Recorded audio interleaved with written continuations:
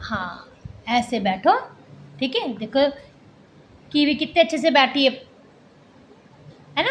हाँ, ये तकिया थोड़ी ना जो तुम इसमें लेट रहे हो। तुम परेशान करने आए हो ना, हम लोग पढ़ाई करने आए हैं, हम और कीवी पढ़ाई कर रहे हैं, और तुम क्या शैतानी करने के लिए हो यहाँ पर हैं। ये मेरा चार्ट पेपर खराब हो जाएगा, मत करो। खराब हो जाएगा, पूरा चार्ट पेपर खराब हो रहा है लॉयड। ये लोग तकिया नहीं